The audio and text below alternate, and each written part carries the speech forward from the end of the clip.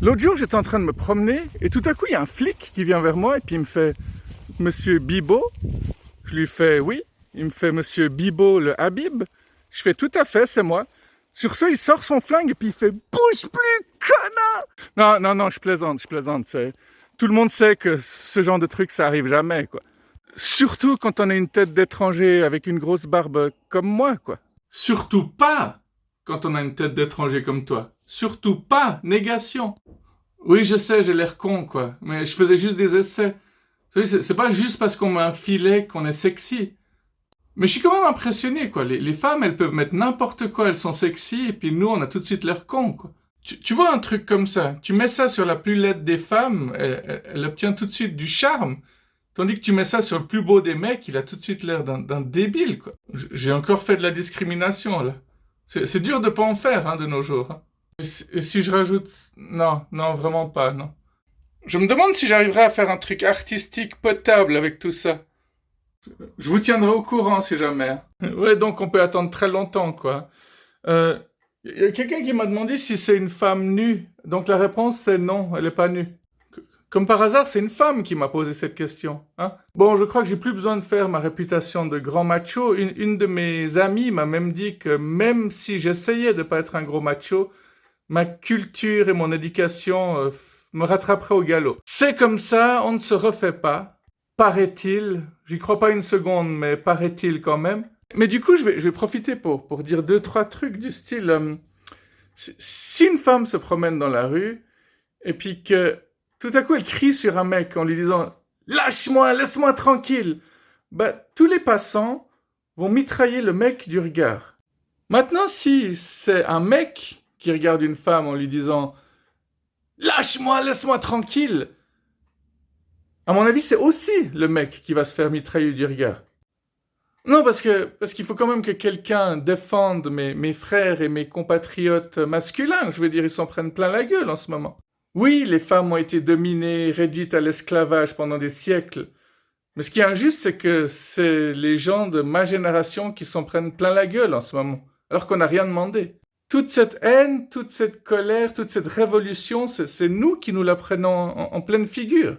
Et même les mecs cool et sympas se font mettre dans le même panier, quoi. Ils se font aussi traiter comme de la merde maintenant. Au final, tout le monde se fait traiter comme de la merde maintenant. Hein, on a traité les femmes comme de la merde, du coup les femmes traitent les mecs comme de la merde, et tout le monde se traite comme un gros tas de... Bref, il y a un autre truc qui me vient aussi à l'esprit. Si un homme bat sa femme, bah, il est super mal vu, ce qui est complètement normal. C'est tout à fait normal que des femmes aillent manifester contre la violence. Vie de ma mère, quoi, hein, qu'elle le fasse, quoi. Et merde, faut pas que la racaille déteigne sur moi maintenant. Quand j'étais en prison, t'avais l'impression que les gens ils disaient tout le temps vie de ma mère, quoi. Tu peux presque faire une chanson avec ça, tu sais. Vie de mon père, vie de ma mère, fils de pute, t'es mon frère. Bah voilà. L'été n'est pas encore arrivé, mais on a déjà notre tube de l'été racaille. Pour quelqu'un comme moi qui a une réputation d'anarchiste, c'est plutôt mal barré, là.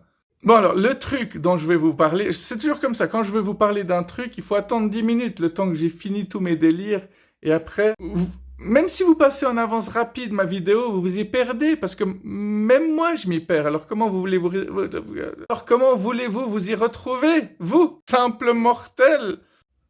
Demain, je vais essayer de reposter une vidéo un peu moins bordélique. C'est souvent comme ça que je fais. Quand je fais une vidéo qui, à mon avis, n'est pas incroyable, j'en poste vite une le lendemain, histoire de noyer dans le tas les vidéos qui sont peut-être un peu moins bien. Même si la plupart du temps, les vidéos que je trouve moins bien ont quand même du succès auprès d'une certaine catégorie de personnes. Et c'est à ce moment-là que je vais y arriver à vous dire ce que j'avais à vous dire. C'est que quand un mec bat une femme, bah c'est normal qu'il se fasse punir, on est d'accord.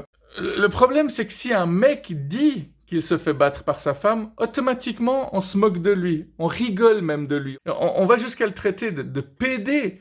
Donc, on fait une discrimination homosexuelle en insultant un mec qui apparemment est faible et n'est pas un mec alpha, quoi. le genre de mâle avec qui je m'entends super bien, hein, y a pas photo. Il y a même des mecs qui se font battre par leurs femmes à qui on dit va chez les LGBT, vraiment le truc, rien à voir, quoi. Et pour finir, on se met à critiquer tout le monde, à se foutre de la gueule de tout le monde, quoi.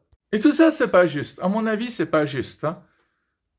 Cette fameuse phrase, les femmes et les enfants d'abord, j'ai toujours eu un problème avec cette phrase, parce que s'il y a des mecs faibles dans le tas, hein.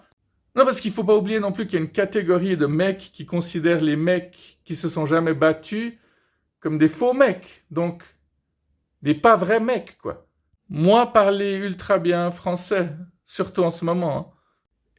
Et quand je pense que toute cette vidéo a commencé sur un délire de français, sur le fait qu'il a été dit surtout au lieu d'avoir été dit surtout pas, et tout ça, si c'est pas prise de tête, bah je sais pas qu'est-ce qu'il est alors, hein.